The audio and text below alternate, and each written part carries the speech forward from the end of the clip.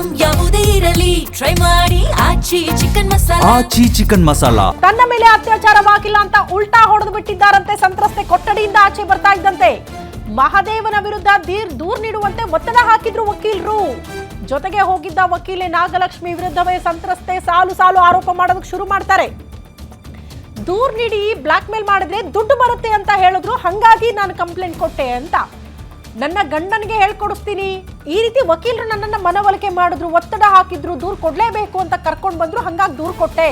ಇದ್ರಲ್ಲಿ ನನ್ನ ಪಾತ್ರ ಏನಿಲ್ಲ, ನನ್ನ ಮೇಲೆ ಅತ್ಯಾಚಾರವೇ ಆಗಿಲ್ಲ, ಮಹದೇವ ನನಗೇನು ಅತ್ಯಾಚಾರ ಮಾಡಿಲ್ಲ, ಯಾವುದೇ ರೀತಿಯ ಒತ್ತಡ ಹಾಕಿಲ್ಲ. ಆದ್ರೆ ವಕೀಲೆ ನಾಗಲಕ್ಷ್ಮಿ ಅವರೇ ನನಗೆ ಒತ್ತಡ ಹಾಕಿ ಕರ್ಕೊಂಡು ಬಂದ್ರು ಸ್ಟೇಷನ್ಗೆ. ಅವರೇ ಒತ್ತಡ ಹಾಕಿ ಕಂಪ್ಲೇಂಟ್ ಕೊಡಿಸಿದ್ರು.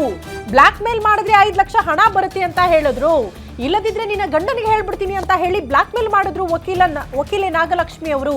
ವಕೀಲರು ಹೇಳ್ದಂಗೆ ಕೇಳಿ ನಾನು ದೂರು ಕೊಟ್ಟಿದ್ದೀನಿ ಅಂತ ಸಂತ್ರಸ್ತೆ ಆ ಕೊಠಡಿಯಿಂದ ಆಚೆ ಬರ್ತಾ ಇದ್ದಂತೆ ಕಂಪ್ಲೀಟ್ ಆಗಿ ಉಲ್ಟಾ ಹೊಡೆದಿದ್ದಾರೆ.